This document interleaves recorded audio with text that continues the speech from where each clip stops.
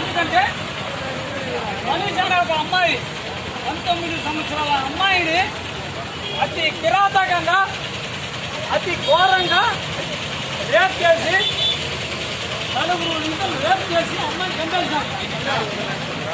కూడా పడుతుందనేసి అమ్మాయి నాలుగు కోసేసినారు. ఇది ఎక్కడైనా జరుగుతుందా? అమ్మాయిని రేప్ చేసి చంపేసినారు, అయినా కూడా సాక్ష్యం చెప్తుందనేసి 4 కోసేసినారు. ఒక అమ్మాయి 19 సంవత్సరాల అమ్మాయిని 4 కోసేసినారు, వెన్నుముక ఇచ్చేసినారు. ఒక ఎస్సీ ఒక దళితులకు చెందిన ఒక అమ్మాయిని, అంటే మనం ఇది క్యాస్టికరంగా కాకుండా ఇది ఒక అమ్మాయిగా తీసుకుంటే ఇంకా మంచిది. ఒక మానవత్వంగా ఒక అమ్మాయిని 19 సంవత్సరాల అమ్మాయిని కిరాతకంగా రేప్ చేసి చంపేసి వెన్నుముక ఇచ్చేసి 4 కోసేసినారు. అదే అంత మాత్రం కాకుండా ఆ అమ్మాయిని వాళ్ళ పేరెంట్స్కి ప్రజలకి వాళ్ళ ఇంట్లో వాళ్ళకి కూడా తెలియకుండా చేసినారు. అమ్మాయిని వాళ్ళ ఇంట్లో వాళ్ళు కనీసం ఈ రోజు కరోనాలో చచ్చిపోయినా కూడా శవాన్ని ఇంటికి పార్సల్ చేసి అయినా కూడా ఈ పాప మనిషి ఒక శవాన్ని వాళ్ళకి కాల్సి ఇవ్వలేదు. వాళ్ళ కాల్సి ఎవరు అంటే మామూలుగా ఏపీ పోలీసులు ఏం చెప్తారంటే ఆ శవాన్ని తీసుకుని వాళ్ళే కాల్స్తారు. వాళ్ళు ఏమి మన మామూలుగా సవాల్ తీసుకుపోయేలాగా పోలీసులే తీసుకుపోయి వాళ్ళ ఇంట్లో వాళ్ళని తాళం వేసేసి ఆ అమ్మాయిని తీసుకుని కాల్ చేసినారు. ఆ అమ్మాయి పాపని అత్యాసం చేసిన ఎవరంటే బీజేపీ చెందిన లీడర్లు. వాళ్ళకి సపోర్ట్ చేసిన ఎవరంటే యూపీ సీఎం యోగి. ఆ పనికిమాలాడు చేసిన పని ఏమంటే పోలీసులను పెట్టిపించి ఆ అమ్మాయి ఆయన కాల్ చేసినాడు. ఏ యొక్క ఆనవాళ్ళు కూడా లేకుండా ఒక చిన్న ఐడెంటిటీ ఏం లేకుండా కాల్ చేసినాడు. ఈ రోజు ఆ బాగా జరిగింది, మనకు కూడా జరుగుతుంది, మన ఇల్లు జరుగుతుంది, మనకేమో తెలియ మనం ఉంటాము.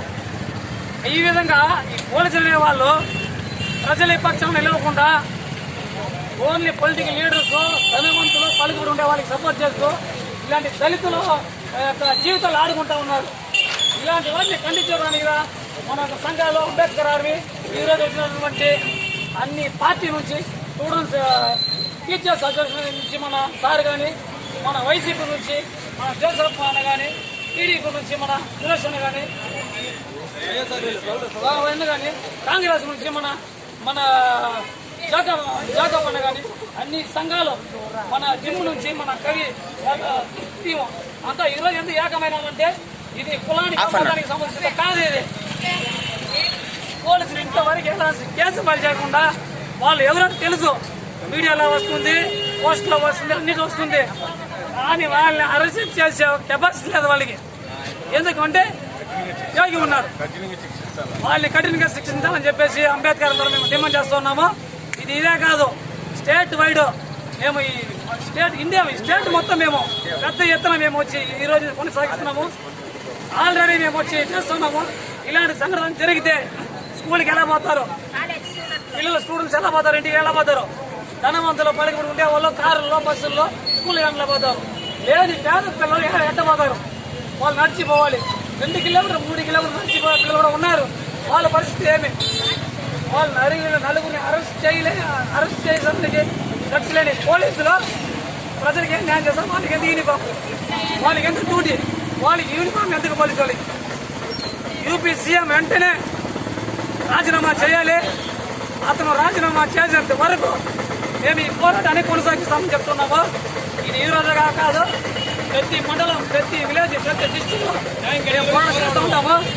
మొన్న ఇది మాత్రమే కాదు, వరుసగా దళితుల మీద తోడుకొని పోరాడని వాడిని కొట్టడము, మంచం మీద కూర్చోవడం వాడిని కుట్టడము, కటింగ్ చేసుకోలేదు నేను దళితుని కుట్టడము, దీనికి అయితే వాళ్ళకి లాగి ఇలాంటి దానికి లాగి లేదు.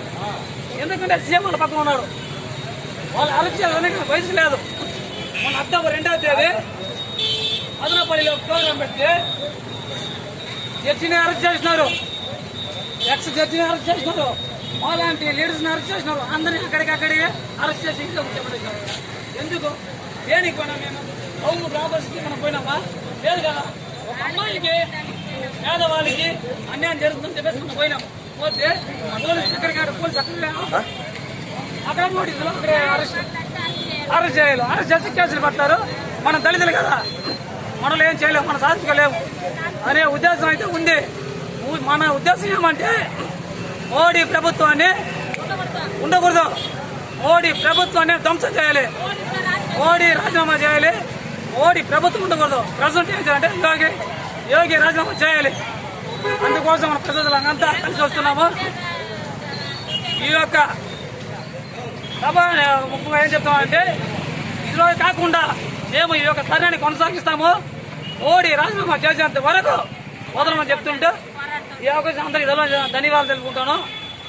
యోగి యోగి యోగి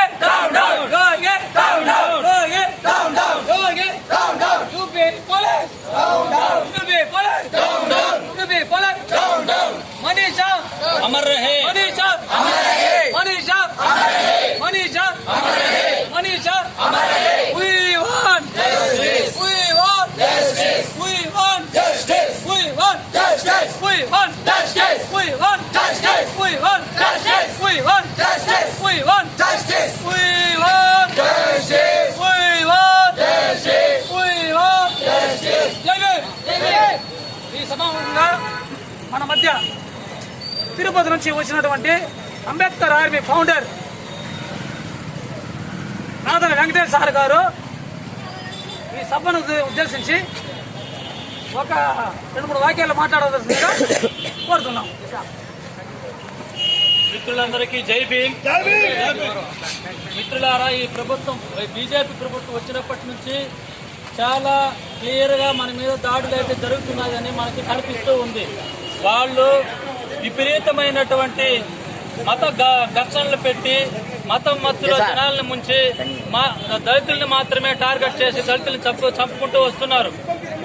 అసీఫా కేసు నుంచి 9 ఏళ్ల అసీఫా కేసులో ఒక 9 ఏళ్ల పాపని ఒక గుడి పూజారి గుడిలో చేర్చి చంపేసినటువంటి సంఘటన మనం చూసాం. ఆ విషయంలో ఎలాంటి చర్య కూడా బీజేపీ గవర్నమెంట్ తీసుకోలేదు. అదేలాగా చర్చిల మీద దాడులు చేశారు, అలా దళితుల మీద దాడులు చేశారు. ఆంధ్రప్రదేశ్ లోకి వస్తే తెలంగాణలో ప్రియాంకని అలా చేశారు. మనం అప్పుడు కూడా మానవత్వాన్ని చేసి మన కుల మతాలకు పోకుండా ఆమె కోసం మనం పోరాడిన సంఘటన తెలిసిందే. అదేవిధంగా టేక్ లక్ష్మికి జరిగితే ఒక వివక్షత చేశారు. ఎక్కడ పడితే అక్కడ ఎస్సీల మీద ఎస్టీల మీద